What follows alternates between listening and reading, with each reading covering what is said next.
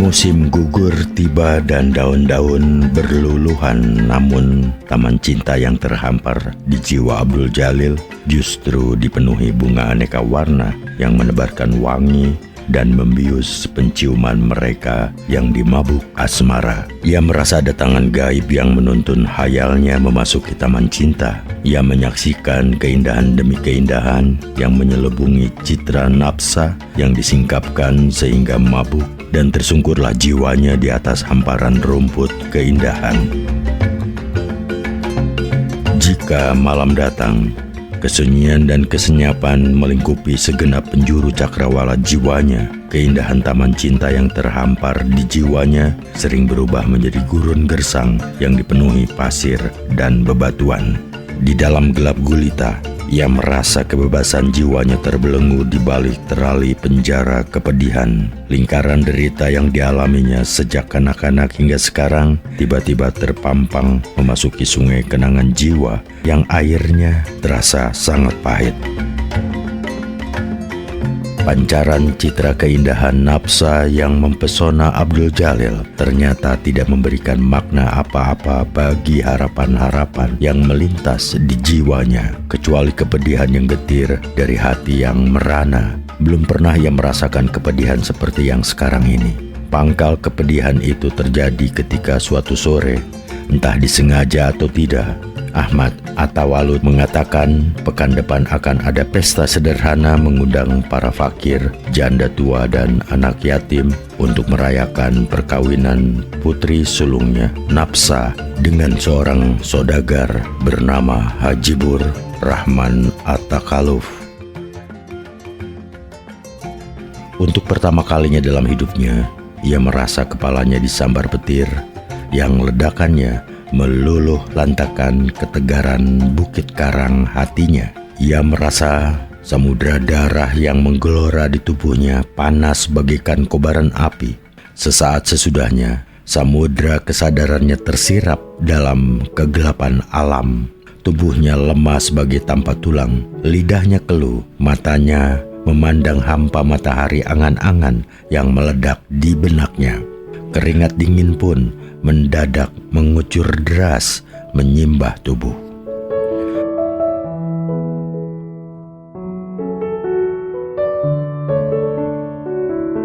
Ahmad Attawalud yang melihat perubahan pada diri Abdul Jalil menangkap Sasmita bahwa sahabatnya sedang mengalami fatrah. Padamnya api semangat yang menyertai pencarian rohani. Dia tahu jika hal itu dibiarkan, maka sahabatnya akan hancur binasa di tengah perjalanan rohaninya. Itu sebabnya dengan penuh kearifan dia mengungkapkan alasannya menikahkan putri sulungnya.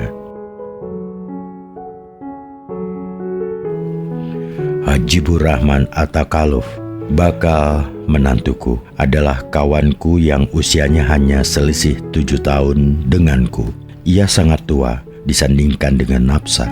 Wajahnya juga tidak tampan. Saat ku beritahu, Nafsa langsung menangis sedih. Namun kukatakan kepadanya, lebih baik kita mereguk kepedihan di dunia jika itu berakibat lahirnya keselamatan dan kebahagiaan kita di hadiratnya. Aku sadarkan Nafsa bahwa selama kita hidup di dunia ini, hendaknya jangan mencintai sesuatu selain dia.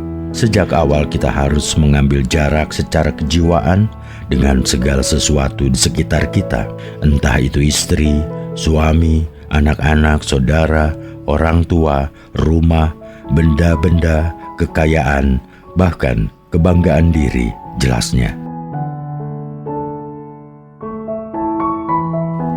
Namun Tuan, desah Abdul Jalil dengan bibir bergetar, bukankah dengan keputusan itu berarti Tuan telah menyiksa hati putri Tuan sepanjang masa? Bukankah Tuan telah menjerumuskan putri Tuan ke lembah derita yang tanpa akhir? Terserah penilaian orang atas apa yang telah kulakukan, kata Ahmad Attawalud. Aku memiliki alasan tersendiri. Abdul Jalil diam. Ia menelan air ludah, namun tenggorokannya terasa kering. Tahukah Tuan, kenapa aku menikahkan Nafsa dengan orang yang lebih tua? Tanya Ahmad Attawalud memancing. Abdul Jalil menggeleng lemah. Keputusan itu kutetapkan setelah aku yakin bahwa putriku diam-diam mencintai Tuan. Begitu pula sebaliknya, kata Ahmad At-Tawalud tegar. Nafsa mencintai saya? Abdul Jalil tersentak kaget. Ia rasakan kobaran api menggelora di dalam dadanya. Ya, jikalau demikian, kenapa Tuan justru menikahkan putri Tuan dengan orang lain yang dia tidak cintai?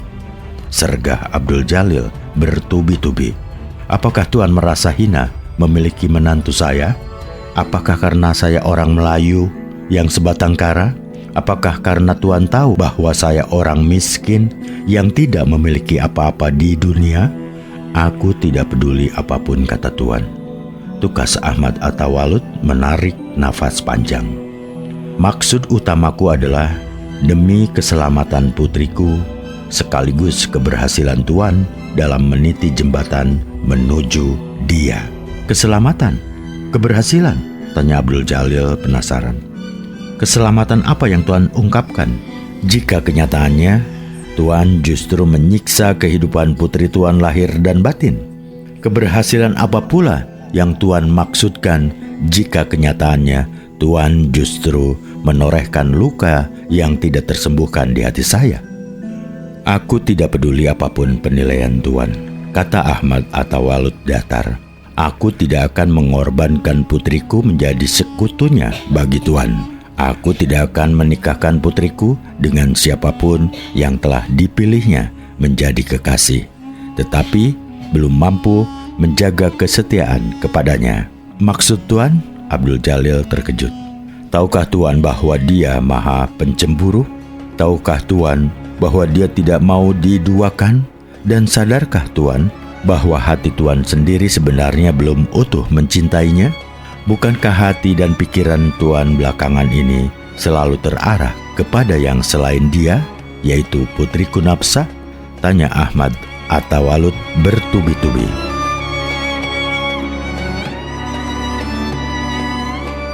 Abdul Jalil terperangah, dicercar pertanyaan demi pertanyaan. Secercah kesadaran memancar dari kedalaman hati dan pikirannya.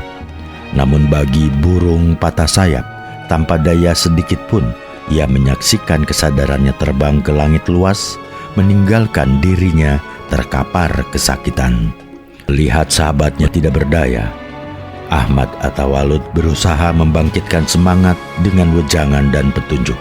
Tahukah Tuan, kisah Ibrahim Al-Khalil, sahabat Allah yang sampai tua tidak dikaruniai putra? Tahukah Tuan bahwa saat Tuhan memberikan penyambung keturunan, kecintaan Ibrahim Al-Khalil menjadi berlimpah dan meluap-luap kepada sang putra, yaitu Ismail? Tahukah Tuan apa yang diperbuatnya setelah menyaksikan keakraban dan kecintaan Ibrahim Al-Khalil terhadap putra tunggalnya tersebut? Saya paham itu, Tuan, saud Abdul Jalil lemah. Ya Allah menguji kadar cinta dan kesetiaan sahabatnya. Dan Ibrahim maupun Ismail mampu membuktikan bahwa dia di atas segalanya, yang utama hanyalah Allah. Hubungan bapa dan anak pada hakikatnya tidak ada. Itulah puncak dari tauhid yang dikenal Ibrahim Al-Khalil dan putranya yang termaktub di dalam intisari La ilaha illallah. Tidak ada sesuatu, bahkan ilah-ilah yang lain selain Allah. Sekarang apakah Tuan mampu menahan kepedihan dan derita jika setelah Tuan menikahi Nafsa, karena dialah perempuan pertama yang Tuan cintai dengan sepenuh jiwa? Tuan mendapatinya sakit dan mati. Sanggupkah Tuan dipisahkan dari Nafsa setelah Tuan mereguk kenikmatan darinya? Sanggupkah Tuan menerima kenyataan bahwa sewaktu-waktu dia direnggut dari sisi Tuan? Tantang Ahmad At-Tawalud. Bukankah sekarang ini saja, sebelum Tuan kenal benar Nafsa, Tuan sudah tidak mampu menahan kepedihan akibat terpisah darinya? Oh Tuan, seru Abdul Jalil sambil berlutut memegang kedua kaki Ahmad At-Tawalud. Saya sadar bahwa apa yang sedang saya alami ini adalah kesalahan besar. Saya sadar bahwa kehadiran Nafsa bisa menggagalkan perjalanan saya menuju dia. Saya sadar bahwa nafsa adalah bagian dari hijabnya. Namun Tuan, saya sungguh-sungguh tidak mampu berbuat apa-apa untuk menghapus citra nafsa dari hati dan pikiran saya. Saya benar-benar tidak berdaya. Tuan, tolonglah saya, oh Tuan. Tuan Abdul Jalil, kata Ahmad Atawalud, bukankah selama ini Tuan merasakan dan menghayati af'al Allah secara nyata? Nah, dalam kasus yang Tuan alami sekarang ini, apakah Tuan beranggapan bahwa Tuan memiliki niat dan kemampuan pribadi untuk berkehendak dan berbuat, terutama mencintai nafsa? Tidak Tuan, kata Abdul Jalil pedih. Saya sadar bahwa saya tidak memiliki kemampuan apapun. Sekarang ini saya benar-benar tidak berdaya. Bahkan meminta tolong kepadanya pun, saya seperti tidak mampu. Saya seperti sebutir debu di hempas angin. Jika Tuan sudah sadar akan apa yang sebenarnya sedang terjadi pada diri Tuan, kata Ahmad Atawalud tenang, maka Tuan sebaiknya pergi ke Baghdad. Di sana Tuan dapat tinggal di rumah saya. Saya tahu Tuan tidak akan kuat menahan perasaan ketika harus menyaksikan nafsa bersanding di pelaminan dengan suaminya. Pemandangan itu akan meremukkan hati Tuan. Saya akan mengikuti apapun perintah Tuan. Itu sangat baik Tuan untuk menuju muaranya. Tuan harus menjadi butiran air yang baik dan setia mengikuti arus. Bolehkah saya bertanya satu hal? Soal apa? Dari manakah Tuan tahu jika nafsa putri Tuan diam-diam mencintai saya? Ibunda saya yang memberitahu. Sebagai orang tua yang sudah berpengalaman, beliau menangkap isyarat yang terpancar dari kedalaman jiwa Tuan saat bertatap mata dengan nafsa yang diikuti oleh perubahan sikap Tuan. Beliau tahu Tuan diam-diam memedamkan rasa cinta kepada nafsa. Dan satu malam, lewat kata-kata halus penuh kebijakan, ibunda saya berhasil menggali perasaan nafsa. Apakah penjelasan ini penting bagi Tuan? Apakah Tuan masih berkukuh untuk menyimpan harapan dari selain dia? Bukankah Tuan harus bertobat? Saya paham Tuan. Abdul Jalil menunduk dengan wajah memerah.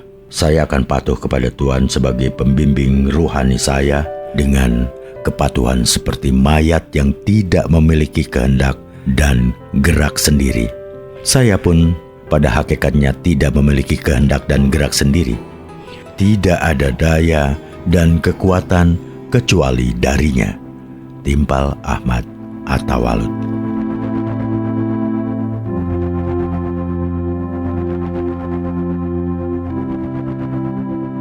Bagai prajurit kalah perang, demikianlah Abdul Jalil dengan langkah tertatih-tatih, tubuh lunglai, wajah kusut masai, dan pakaian lusuh melintasi jalan berdebu menuju arah Baghdad. Perjalanan ke Baghdad dengan melintasi jalur gurun itu memang ia sengaja. Meskipun ia tahu menggunakan jalur pelayaran lewat sungai Dajlah akan lebih mudah, ia sengaja melakukan perjalanan yang berat itu dengan tujuan utama melebur keakuan dirinya di atas tungku berupa pasir, batu, debu, angin, dan sengatan matahari membara. Hanya dengan cara inilah ia bisa melepaskan bayangan nafsa yang begitu kuat melekat di relung-relung ingatan terdalamnya. Ia berharap perjuangannya itu sekaligus akan memusnahkan segala ikatan kepada selain dia. Panas gurun yang memuai dari atas dan bawah dengan hembusan angin kering membara telah menguapkan kekuatannya. Bagai belukar di gugusan gurun, begitulah ia melangkah gontai di tengah deru angin yang bersuit-suit. Di antara bibir yang kering dan gemetar, ia dengan teguh menyebut-nyebut asma Allah. Perjuangan melupakan nafsa dari hati dan pikirannya adalah perjuangan terdahsyat dan terberat yang pernah dilakukan selama ini. Belum pernah ia merasakan kesulitan melepaskan sesuatu selain dia, selain citra nafsa. Bahkan saat keakuan dirinya luluh lantak di panggung bara kesengsaraan gurun, bayangan nafsa masih juga merasuki hati dan pikiran. meski mulut tak henti-hentinya melafalkan asma Allah. Ketika matahari berada di puncak langit dan sinarnya membakar gurun, tubuhnya sudah tidak memiliki keakuan sedikit pun. Fata Morgana berupa air berkilau-kilau begitu menarik pandangannya yang mulai kabur dan berkunang-kunang. Ketika ia goyah dan ambruk ke atas pasir, sekilas ia melihat bayang-bayang mendekatinya. Bayang-bayang itu ternyata pengembara bernama Abdus Sukra Rajul. Tanpa berkata, dia langsung mengeluarkan kantung air dan meminumkannya ke mulut Abdul Jalil. Keanehan terjadi. Abdul Jalil merasakan kesegaran luar biasa. Tubuhnya bugar, seolah-olah tidak sedang melakukan perjalanan berat. Ia masih tercengang dalam ketakjuban ketika Abdus Sukra Rajul tanpa diminta menuturkan kisah tentang Syekh San'an yang mengalami nasib lebih pedih dibanding dirinya. Syekh San'an adalah guru tarekat yang memiliki cukup banyak pengikut. Ia dikenal sebagai orang saleh, zuhud, wara, tawadu, tidak pernah memikirkan sesuatu selain Allah. Semua pengikut dan kawan-kawannya sangat segan dan hormat kepadanya. Lantaran kehidupannya yang saleh dan diabdikan hanya untuk Allah itulah ia belum menikah sampai usianya masuk setengah abad. Suatu saat, Syekh San'an melakukan perjalanan ke Tanah Suci untuk menjalankan ibadah haji. Di tengah perjalanan ia sempat singgah di rumah seorang kawannya yang beragama Nasrani. Di tempat itulah ia melihat gadis cantik tetangga kawannya itu. Entah apa yang terjadi, ia mendadak terperangkap oleh pesona sang gadis. Ia bagaikan kehilangan kesadaran ketika mengungkapkan perasaan cintanya yang tulus. Bahkan tanpa malu-malu, ia memohon agar sang gadis berkenan menjadi istrinya. Gadis cantik itu semula menolak, namun karena Syekh San'an terus memohon, akhirnya dia bersedia menerima lamaran itu dengan 3 syarat. Pertama, Syekh San'an harus bersedia melepas jubah dan surbannya untuk diganti dengan jubah dan ikat pinggang yang disediakan sang gadis. Kedua, Syekh San'an harus bersedia memelihara 100 ekor babi dari fajar hingga maghrib. Ketiga, selama memelihara ke-100 babi itu, Syekh San'an tidak boleh menelantarkan seekor pun. Karena pesona kecantikan sang gadis sangat kuat menerkam kesadaran hati dan pikirannya, Syekh San'an menerima begitu saja ketiga syarat tersebut. Sejak itu, orang melihat Syekh San'an mengenakan jubah hitam dengan ikat pinggang tali. Sehari-hari ia sibuk mengurus babi. Ia tidak lagi menjalankan sholat, berzikir pun seolah-olah sudah lupa. Sehari-hari yang dia ingat hanya istrinya yang cantik mempesona. Bahkan ia pun seolah lupa diri, tidak menghiraukan lagi tubuhnya dilepoti kotoran babi. Hal Syekh San'an itu sampai kepada murid-muridnya, maka gemparlah mereka. Berbondong-bondong para muridnya itu menemui gurunya dengan berbagai permohonan, bujukan, rayuan, bahkan tangis pedih. Mereka mengharapkan agar gurunya sadar. Namun Syekh San'an bergeming. Ia meminta mereka merelakan dirinya hidup menderita karena ketulusan cinta. Aku tidak kuasa menolak hasrat jiwaku untuk selalu dekat dengannya. Aku merasa lebih baik mati di dalam pelukannya daripada hidup dipisahkan darinya. Bersama dia, aku tidak butuh lagi harga diri, kehormatan, atau kemuliaan. Bagiku, seulas senyumnya telah menumpahkan air kehidupan yang segar dengan kenikmatan tiada banding. Aku benar-benar tidak berdaya untuk menghindar, apalagi meninggalkannya. Dengan air mata bercucuran dan tatap tangis pedih, para murid kembali dan memberitakan hal Syekh San'an kepada keluarga dan kawan-kawannya. Akhirnya berkatalah seorang darwis tua kepada seluruh murid Syekh San'an agar mereka beramai-ramai mendoakan gurunya. Hanya Allah jua yang sanggup menolong Syekh San'an dari pesona bendawi yang bersifat sementara. Berkat doa yang tulus dari murid-murid dan kawan-kawannya, Syekh San'an akhirnya sadar. Kepada istrinya, ia menyatakan akan melanjutkan niatnya untuk menunaikan ibadah haji ke Tanah Suci. Ia bahkan bersedia melepas segala yang dimilikinya, termasuk istri tercintanya. Istri Syekh San'an akhirnya menyerah. Dia bahkan berikrar memeluk agama Islam dan ikut menunaikan ibadah haji bersama suaminya. Setelah mengakhiri ceritanya, Abdul Sukrar Rajul berdiri dan hendak pergi. Buru-buru Abdul Jalil mencegahnya dengan bertanya, "Tuan, apakah kisah Syekh San'an itu pernah ada? Ataukah hanya sindiran buat saya? Jika engkau menganggap cerita itu ada, tidak ada masalah. Jika engkau menganggapnya sindiran bagi dirimu, itu juga tidak apa-apa. Semua tergantung pada pemahamanmu dalam memaknai kisah itu." "Tuan," kata Abdul Jalil cepat, "bolehkah saya tahu di mana Tuan tinggal? Berkenankah Tuan memberi saya arah menuju dia? Aku tinggal dimanapun Allah berada karena tujuan utamaku adalah bersama dia. Jika engkau ingin tahu jalan menuju dia, maka arahkan hati dan pikiranmu kepadanya. Hapuskan segala sesuatu selain dia dari hati dan pikiranmu," kata Abu Sukrar Rajul sambil melangkah meninggalkan Abdul Jalil. Dengan termangu takjub, Abdul Jalil menatap kepergian Abdul Sukrar Rajul sampai lelaki itu hilang di garis cakrawala.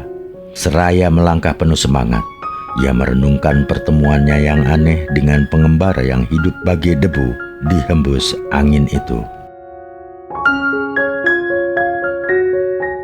Di balik kemegahan dan hingar-bingar Baghdad, ternyata terselip sekeping kehidupan yang dihuni oleh para pencari Tuhan, para pengarung samudra kesunyian, dan para pecinta kebenaran yang hidup dalam lingkungan yang berbeda dengan penghuni kota yang lain.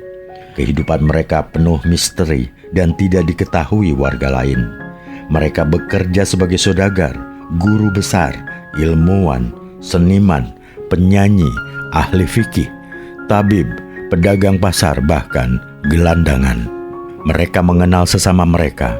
Mereka berkumpul, berbincang-bincang, berbagi pengalaman, dan sesudah itu bubar kembali ke kehidupan sebagai layaknya warga lain.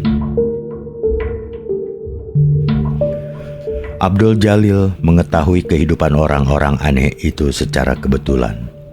Ketika ia mengikuti pesta untuk para fakir, janda tua, anak yatim, dan gelandangan yang diselenggarakan oleh Ahmad Atawalud. Pesta yang digelar sebulan sekali saat bulan purnama itu, menurut Ahmad Atawalud, bukan kelanjutan dari pesta memeriahkan pernikahan putri sulungnya. Pesta itu merupakan tradisi yang dilakukan sejak ayah dan kakeknya. Pesta semarak yang diikuti sekitar 100 orang itu menyuguhkan makanan dan minuman. Diramaikan pula oleh Al-Qawali, grup musik kenamaan di Baghdad yang dipimpin pemusik terkenal Ahmad Al-Qawal, dan yang mengejutkan, penyanyi tersohor Baghdad Abdul Warid Al-Wajad hadir di pesta itu tanpa diundang. Kehadiran Abdul Warid Al-Wajad memang bukan untuk kali pertama. Sesungguhnya malam saat pesta itu digelar, dia sedang diminta menyanyi di rumah Abu Sa'ar Az-Zuhmi, seorang pejabat pemungut pajak. Padahal di pesta kaum fakir itu dia tidak dibayar. Saudara-saudaraku, para fakir yang dicintai Allah, malam ini aku akan menyanyi untuk memeriahkan pesta yang mulia ini, menghibur saudara-saudari sekalian, menggembirakan tuan rumah. Semoga niatku ini diridhoi Allah. Sebenarnya malam ini aku harus menyanyi di pesta mewah yang dihadiri para saudagar dan pejabat kerajaan. Namun, saat aku berada di tengah para tamu yang menunggu penampilanku, aku melihat mereka sebagai orang-orang kaya yang matanya tertutup kilatan dinar, telinganya tersumbat gemerincing emas, mulutnya tersumpal bungkahan permata, telapak tangannya menggenggam erat tali kekikiran, dan hatinya disimbah tetesan liur serigala keuntungan duniawi yang tidak pernah terpuaskan. Saat mataku menatap kerakusan mereka, menyantap makanan dan menegak minuman sambil menikmati gerak para penari syahwat, hatiku meronta dan memaksaku agar pergi meninggalkan mereka. Hatiku berkata orang-orang seperti itu tidak akan bisa mendengarkan lagu-lagu yang kunyanyikan. Telinga mereka sudah peka, tuli. Mereka tidak bisa membedakan antara syair dan ringkik keledai. Mereka tidak bisa membedakan antara alunan musik sejati dengan derit roda gerobak. Telinga mereka hanya bisa mendengar suara gemerincing dinar. Saudara-saudaraku, aku menyanyi untuk mengungkapkan suara hatiku, mengumandangkan getaran ruhani yang bertahta di kerajaan jiwaku, mengencangkan tali-tali gambus kerinduanku, dan menabuh musik kecintaanku kepadanya. Karena itu, aku tidak mungkin menyanyi di pesta Abu Syar Az-Zulmi yang dihadiri oleh orang-orang yang tolol dan dungu, orang-orang kikir dan tamak, orang-orang sombong dan angkuh, orang-orang yang membabi buta mencintai dunia, orang-orang yang memuja nafsu, dan orang-orang yang telinganya sudah ditulikan oleh hingar-bingar musik dan nyanyian kecintaan diri. Aku tinggalkan pesta kemewahan di kediaman Abu Syar Az-Zulmi karena aku yakin telah menyanyi di tempat yang keliru.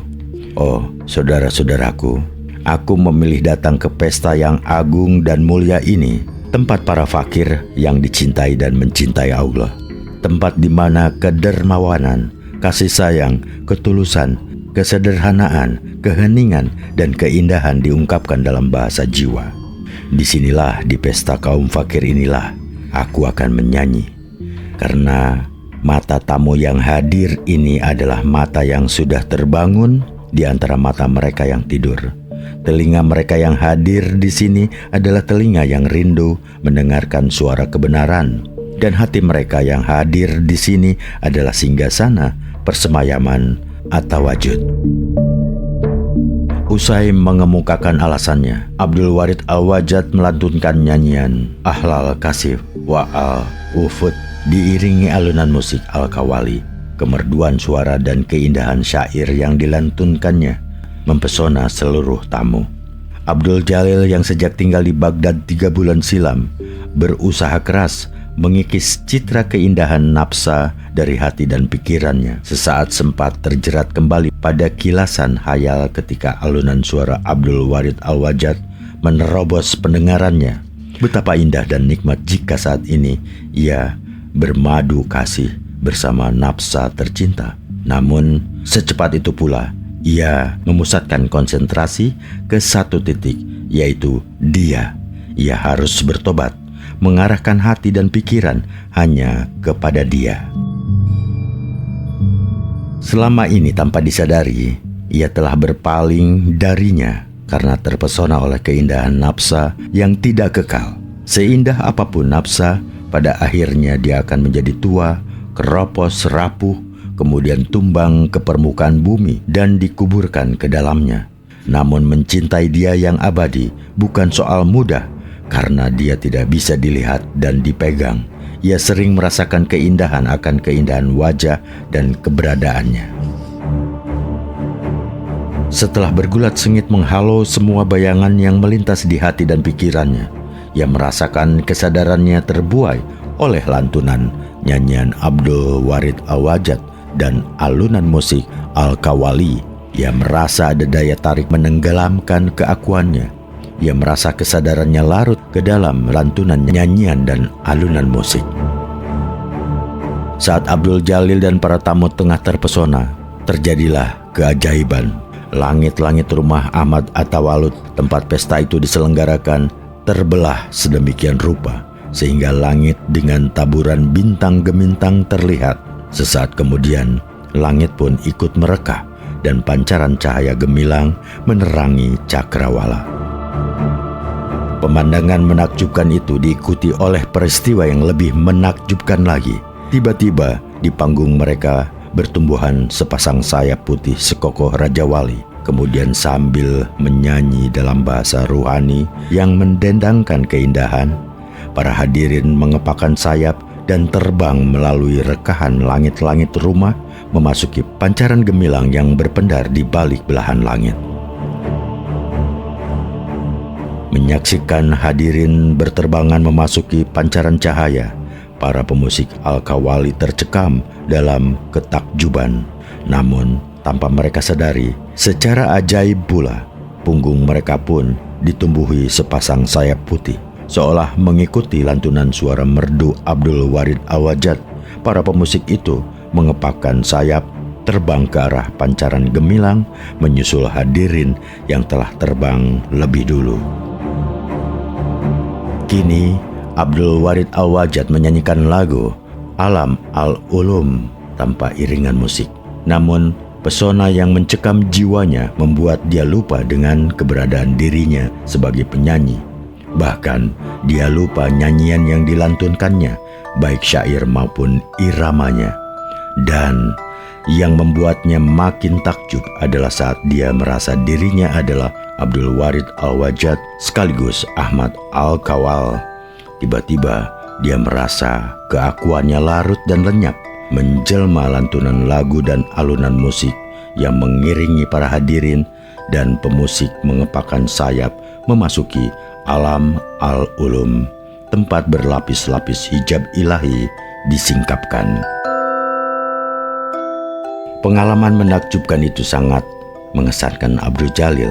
Ia yang saat itu ikut tercekam pesona nyanyian Abdul Warid Al-Wajad dan alunan musik Al-Qawwali, memperoleh pengalaman baru dalam melihat hijab-hijab gaib ilahi. Jika sebelumnya setiap kali melintasi tirai hijab, ia selalu merasa seperti ular keluar dari kelongsong kulit, maka yang ia rasakan dalam peristiwa semalam adalah bagaikan ular keluar dari kepompong dalam bentuk kupu-kupu. Saat kesadarannya lepas, ia dapat dengan bebas terbang menuju angkasa raya yang luas tanpa batas. Pengalaman baru yang dialaminya tersebut benar-benar menyingkapkan cakrawala pemahamannya terhadap segala sesuatu yang tergelar di hadapannya. Sebelum peristiwa Alam Al-Ulum, ia melihat dan memahami kenyataan yang tergelar di hadapannya seperti burung yang melihat rali besi, mangkok tempat makan, gelas tempat minum, teras rumah, halaman, pepohonan, dan langit biru dari dalam sangkar. Kini ia seperti burung yang lepas dari sangkar dan terbang ke angkasa bebas, menyaksikan segala sesuatu yang terhampar di hadapannya dengan pemahaman yang serba baru. Ia menyaksikan betapa luasnya hamparan sawah, jajaran gunung gemunung, bentangan lembah, curam yang ngarai, barisan bukit, dalamnya jurang, tenangnya air danau, gemericiknya sungai, gelombang samudra raya, gumpalan awan gemawang, cahaya matahari, dan hamparan langit biru dari angkasa tempat ia bebas mengepakkan sayap. Selama ini ia memahami keberadaan benda-benda berdasarkan pemahaman awam, yaitu masing-masing benda terkait dengan wujud yang panjang lebar, luas, tinggi, warna, dan paduan bentuk harmonis. Kini ia memahaminya dengan cara pandang yang sama sekali berbeda. Sebongkah batu misalnya tidak lagi dilihat dari wujud fisik dengan bentuk, ukuran, warna, kepadatan, dan tekstur, tetapi ia menangkap makna bahwa pada sebongkah batu itu terdapat suatu getaran yang tersembunyi di balik keberadaan fisiknya. Getaran yang ia tangkap pada sebongkah batu ternyata sama dengan getaran pada bunga-bunga, rerumputan, tanah, pasir, tumbuhan, pepohonan, manusia, hewan, rembulan, matahari, dan bintang-bintang. Ia tidak tahu apa sebenarnya getaran yang tersembunyi di balik benda-benda itu. Ia hanya menangkap makna betapa getaran semua benda itu pada hakikatnya sama. Itu sebabnya ia menilai bahwa getaran itu pada hakikatnya adalah bekas jejak ilahi yang tertinggal pada semua karya ciptaannya. Ini berarti antara manusia, hewan, tetumbuhan, dan alam semesta pada dasarnya memiliki hubungan kausalitas yang sama. Bukan hanya asal-usul mereka yang sama dari satu pencipta, melainkan di antara mereka pun sebenarnya saling mengkait. Pemahaman baru ini makin mengobarkan api semangatnya dalam berjuang mencari Dia yang merasa dirinya musafir yang terperangkap dalam hutan lebat pada malam yang gelap dan dari kejauhan melihat nyala api.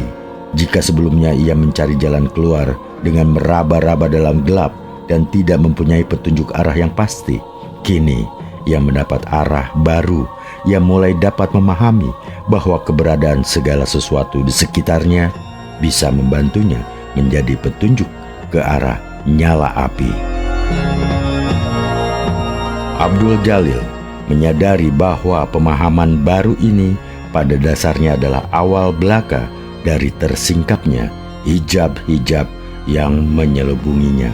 Ia yakin bahwa yang mengalami peristiwa ini bukan hanya dirinya. Di antara para pencari, mungkin ada yang telah sampai pada nyala api. Baginya, persoalan nyala api ini adalah persoalan teguhnya perjuangan sekaligus kehendaknya, karena ia belum tahu apakah antara dirinya dan nyala api itu hanya dipisahkan oleh hamparan rumput dengan beberapa batang pohon, ataukah masih terdapat lembah, jurang, ngarai, bukit, gunung, dan bahkan samudra raya. Hal itu disadarinya karena nyala api yang menderang di kejauhan itu sangat aneh sekali keberadaannya. Sekali waktu tampak sangat terang dan dekat, tetapi pada saat lain tiba-tiba menjauh. Pernah suatu kali nyala api itu begitu dekat dengan penglihatannya sehingga membutakan mata dan membuatnya tidak tahu arah.